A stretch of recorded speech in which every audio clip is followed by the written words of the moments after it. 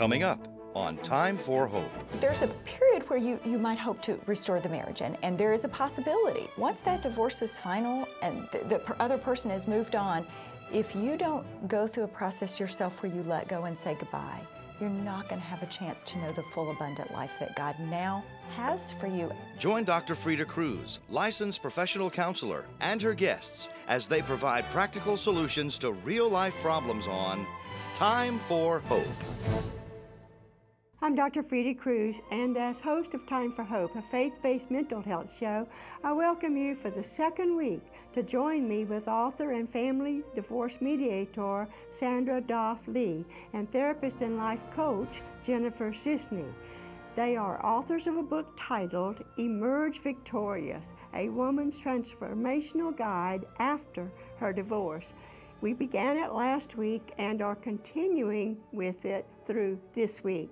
These co-authors relate that their hope and prayer is for women who have or are experiencing a divorce to emerge transformed and victorious, leaving the past behind them and becoming intentional about finding a new life filled with purpose and meaning. To follow their well-defined path, stay with us. And Sandra and Jennifer, you did a great job just sitting there so that our staff could prepare for us to do this second week with your book, which is just, even with 2 weeks, I would encourage our viewers to make sure they get a copy, because I say it over and over on the show. We will have just touched the tip of the iceberg of all that you have in this book, because literally you could take this book and apply it to so many situations. You've covered a lot of territory in the book. Now let's go back and pick up, because we want to go into the emerging victorious, and to do that, you mentioned staying stuck in the emotions and the blaming and all of this. And if you're there and you stay there, then you're not going to emerge victorious. You're going to do some of the things you did, and and that is try to correct your past. You were not conscious that you were doing that. Another thing I couldn't help but think of when you were telling your story last week about your childhood, that little inner child, that little girl, that was the one that was making the decisions, not the adult Sandra. And again, in my counseling, I had a lot of that to do with a lot of people. Introduce them to their inner child, their little girl or boy. And I had to work with them in getting them on track in allowing that child to grow up. And it's when all this that you're talking about in this transformational process, that's exactly what's happening. Because that child will tug at you until you recognize it and give her or him their place in your life and grow them up. And you agree with me on all of that? Absolutely, Dr. Cruz. It's the binding, the cocoon, when the caterpillar goes into that cocoon. That's where a lot of that good work happens, and that's what we refer to, is that the good work, letting go, renewing, and then one day you choose to break out of those bindings and you can fly into the life that God has waiting for you. A butterfly has its own unique thumbprint, just as we all have our own unique gifts and experiences, pain and victories. But we get to fly out into the life that's still waiting on us.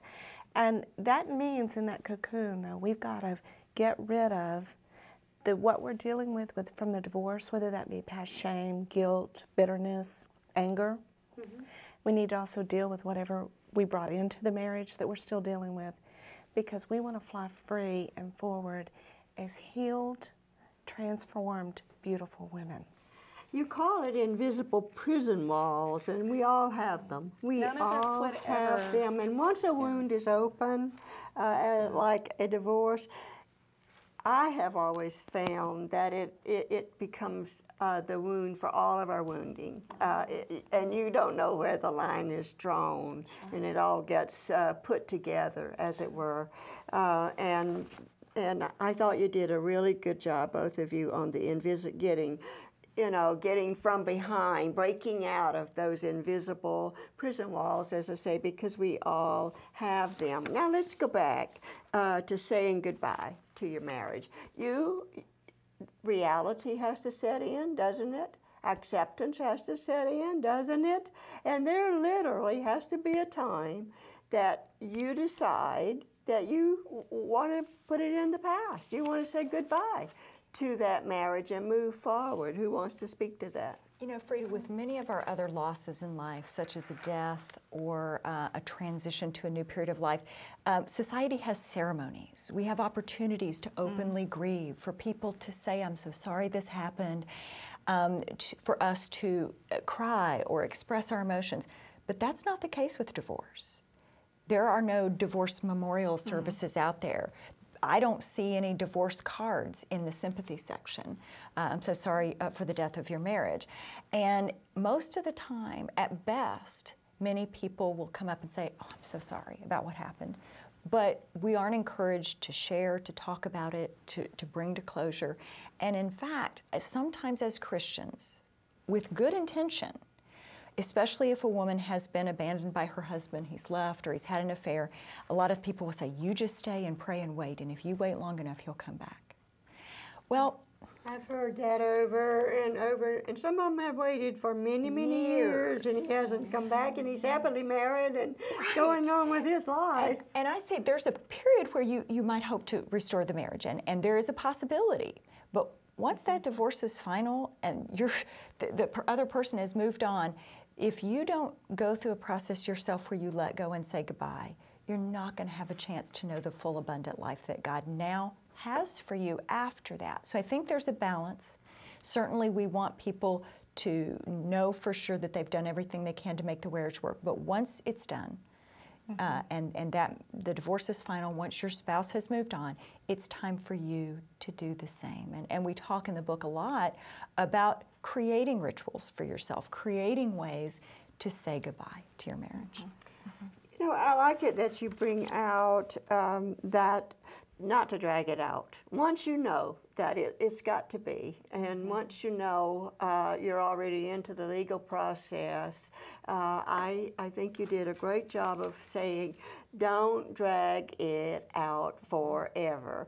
All it's doing is paying lawyers and causing more emotional, unnecessary pain, because when the ending, yes, there's going to be grief. No matter, I've seen it over and over and over. No matter how painful the marriage, no matter how prepared, I always had them the day of their divorce, when it was going to be final, to have an appointment with me afterward.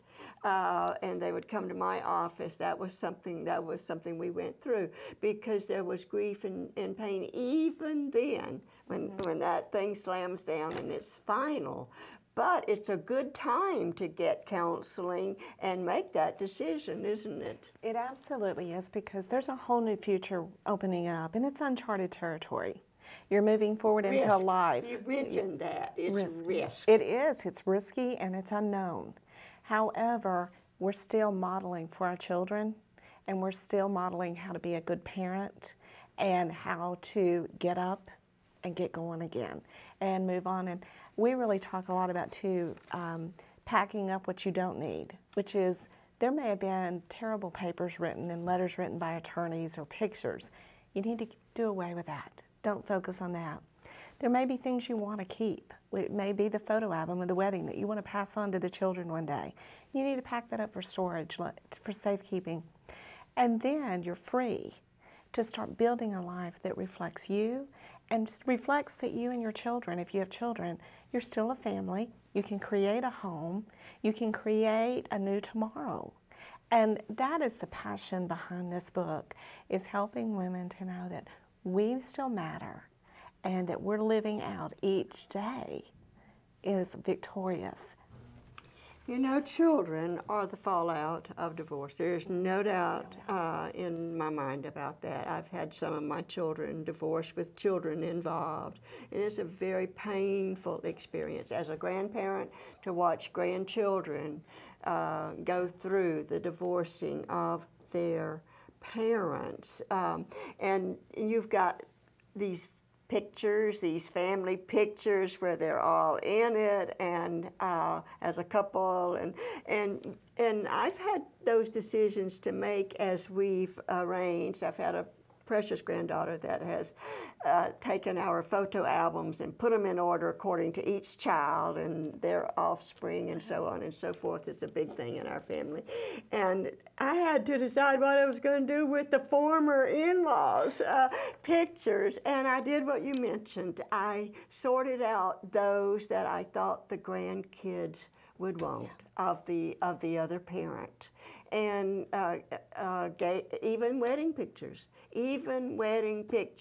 And what I learned was that the grandkids do want the wedding pictures of their parents. I tell couples as a mediator all the time, right at the beginning, and even as women are rebuilding their life, that today they're writing the divorce story in their children and their grandchildren's life, and to be very aware of how they're living, what they're saying, and what they're doing, because they are writing that divorce story that child will remember at 35, 40, 45 years old. And they're always going to be a part of the family. You can't separate that with celebrations and deaths and so forth, that the former in-law, whatever, is going to be a part of the family's life, one way or the other. So grandparents have to make some big decisions too when it comes to divorce and their grandchildren being involved. Yes, they do. Yes, they do. So let's look at saying goodbye. So did you actually have a ceremony, Jennifer, or? It wasn't a public one, but I did with a counselor. Something like David Stoop does with forgiveness? Did you take all the papers and burn them or something like that? I had something like that. It was, you know, over a period of time, there were some things that I needed to go through. I needed to separate out. I needed to have a time.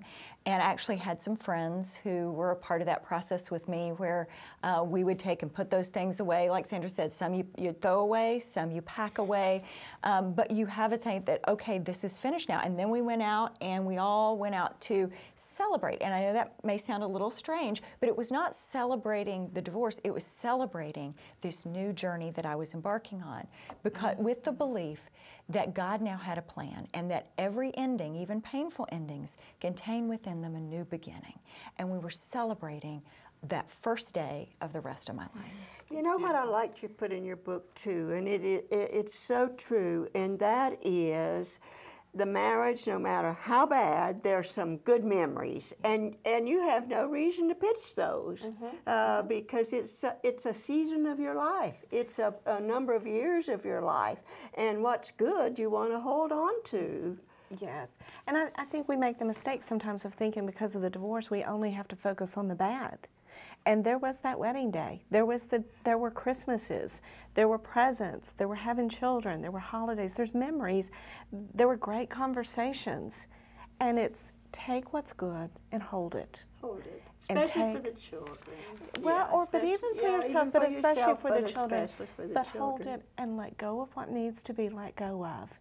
And just don't let it weigh you down. As I mentioned, the first week is not to live out of that divorce story and keep letting every one of your conversations with your friends, with people, traveling back to, I can't go on a vacation, I can't do this, I can't do that because of the divorce or because of what he's doing. And I say, vacation may be one day.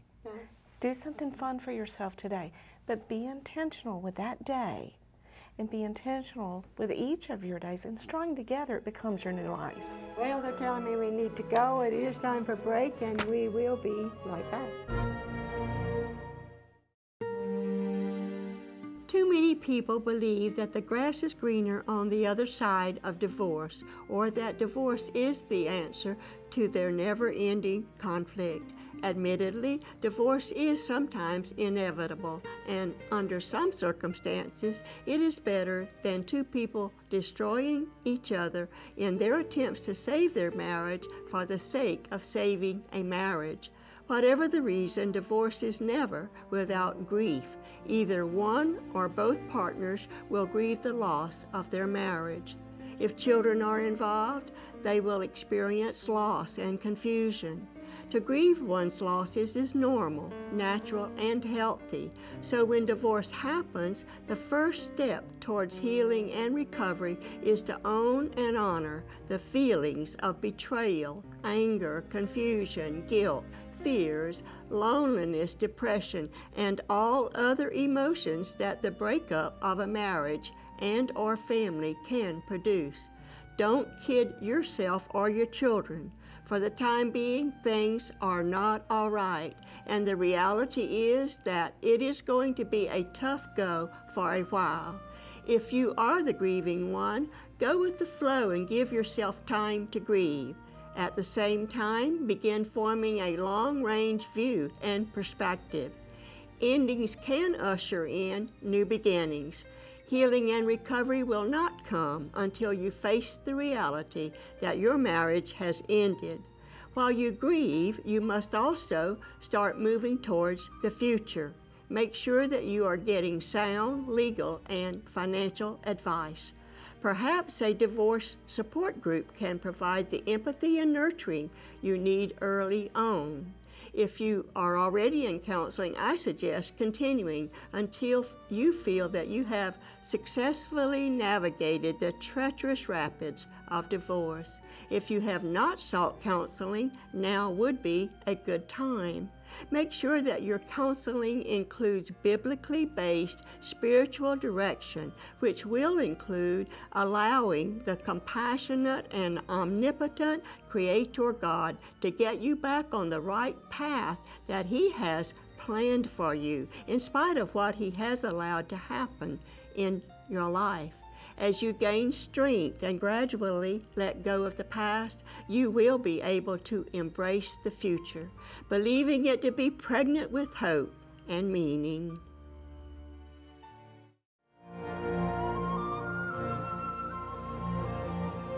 Thanks for staying with us on Time for Hope as we continue discussing Jennifer and Sandra's book titled Emerging Victorious. And of course, we could go ahead and give the subtitle and remind our viewers that it's a woman's transformational guide after her divorce.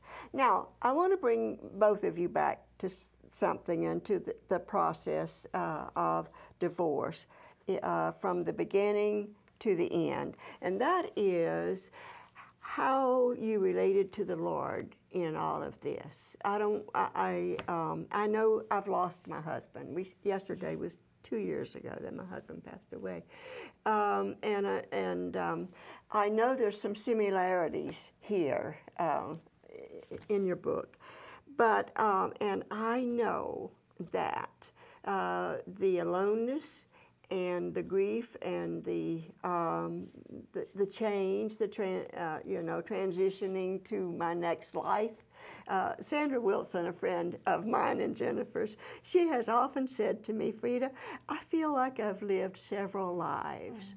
Yeah, I feel that way too. And when you think about it, you would be able to say the same thing, and you would be able to say the same thing. And I'm living a different life. I'm in a new beginning. I'm in a new normal, as Alan Wolfelt refers to with grief. I will tell you, in spite of the grief, in spite of the pain, in spite of everything, it is one of the most wonderful times with the Lord I have ever known. The intimacy that has come from time and being alone and sharing with him and him teaching me and moving in with his love and his compassion. He literally has revealed himself to me in such an intimate way. And I've known the Lord for a very long time. And used to be an old song that went, he grows sweeter day by day. I can truthfully say he does. So I want to hear from you two on that. Yeah, I had to let go of the verse where it's, I will be the husband to the husbandless. I kept wanting to make him human husband. And there was a day, and there's a story I share, but I had to let go of him as a human husband and embrace him. And it might be the hug I received, a card, or just that inaudible voice and those comforts that you feel of the Lord. Is where he speaks to Absolutely. me so clearly and plainly. And I also was so intimately close to the Lord for a couple of years in the divorce. And I don't say that like, I was a Christian for a long time as well. I'm still a Christian. But there was a time where I was even more intimate with him. And I felt some guilt thinking, I want to stay in that place. And I had to realize that's where he really wraps his arms around us, is in our hurt, our brokenness. But he didn't really create us to stay that intimate. That's a taste of what's to come in heaven, I believe. All right, Jennifer. And Freda, I think Sandra and I, and we discussed these stories in the book, but we both had an experience following our divorce. It doesn't mean there were struggles with God and anger and questioning and the whys, and that happens, but we both had these profound, intimate experiences with the Lord. And for both of us, he showed us that he would be the only one who would never leave us or forsake us. And he would be the only one we could look to know that he would always be there. We could always trust him. And I think it was a transition for both of us to go, we're not going to look for that in an earthly husband, because that fails you. The Lord never will. He's not going to be number two. No. He's going to be number one in our lives, and he does not want a husband to be number one. Freda, right when I was going through my divorce, and the movie Titanic was out, and I'm sure you know this, the big box office, and at the end, there's this scene, and I've heard it talked about many times, but there's a scene after she has died, and she goes to heaven, and she gets to the top of the staircase, and there is this love of her life waiting for her. And I went through this period of time where I was asking my friend, who's going to be waiting at the top of my staircase when I get to heaven, because I'm divorced now, the love of my life, the Prince Charming, I don't know who's going to be there. What if there's nobody there to greet me? And it was this, you think you should know this, but this huge moment when the realization came that it's going to be Christ greeting me at the top of the stairs. And there's really nobody else that I would ever want to see as much as to be finally embraced by my Lord and be able to be with him forever, because the truth is, he is the love of my life and should be the love of my life and should be the one I look to really meet all my needs. And that's the whole issue in transformation, is a surrendered will and a commitment to follow the Lord and remain faithful to him. You agree with me on that? Amen. So we're supposed to be giving out steps and directions for moving into this intentional living life intentionally and moving into green pastures. I love Psalm 23, talking about the still waters, where we've just been talking about being led by the still waters. And then the green pastures. When you think of green pastures, you think of open spaces, opportunities, a whole new world ahead of you, and so on and so forth. And our shepherd does take us there, and that's what you're bringing out about the transformation. We're running out of time, even in 2 weeks, so they're really going to have to get the book to get the rest of the story. So, but you do say freedom can be yours. Freedom can be yours. You hold the key. If you're going to emerge victorious, say it, ladies. Say it to those ladies. They hold the key. You absolutely hold the key to rise up out of your ashes, learn what there is to learn, let go of, renew, release, renew, let go, let God, and you will emerge victoriously. Absolutely. And Freda, we just want to thank you for giving us this opportunity. There are a lot of women out there, and our hearts bleed and break for women who believe that their life is over if their marriage has ended. Because the truth is, the scripture verse that says God works all things together for good for those that love Him is truth. It may hurt to hear that in the beginning, but the truth is God still has a plan for your life. Great things, and He wants you to emerge victorious into that next stage of your life. For every ending with God, there's a new beginning. Amen. You agree with me on that? For every ending with the Lord, there's a new beginning. That's our hope, isn't it? That's our hope in any situation. I have something to share with you from a viewer. Dear Dr. Freda, my wife and I separated recently. She doesn't want to work through anything or go to counseling. She has her mind made up. She wants a divorce, and I don't. I want to work things out. Please pray for us. It's a turnaround. Very often it's the woman that's in this position. But with many of our prayer requests, we are finding that men are in this same position that this viewer has shared with us. And of course, we have taken this prayer request to our Heavenly Father, and we'll take yours when you send your prayer requests in. And we hope that we will hear that this particular viewer, that perhaps they can work it out. We don't want to give out the impression that when it looks like there's no other way but divorce, that there's still not hope with the Lord, that many marriages are worked out and can be worked out. We do recommend counseling. Not just the two of you making that decision to divorce. We would encourage you to find a Christian counselor or a pastor or someone to look at the various issues if you haven't, and it certainly is worth a reconsideration if there's not violence or addiction and other things that we could name that probably would keep you from being able to revive the marriage. So we encourage you to turn for the help that you need, and we also encourage you to continue staying with us as a viewer of Time for Hope. We appreciate you. In fact, real quick, I have a note from one. Dear Dr. Freda, I just want to let you know how much I enjoy the Time for Hope program. I really appreciate it a lot. The topics and guests you have on your program are very helpful, and that again is our vision, that is our mission, and we're really delighted when we get these encouraging notes. We appreciate you joining us for today's edition of Time for Hope. Our ministry's mission is to offer hope to discouraged and hurting people. As we continue to give out messages of hope, you can become a member of our team by sending us a financial gift of any amount. When you make a tax-deductible contribution to Time for Hope, you are joining us in offering hope to many viewers who might believe there is no hope for their situation. You're also enabling us to inform and inspire some viewers to expand our mission by ministering to hurting people around them. We have available, upon request, a free fact sheet that contains additional information about today's topic.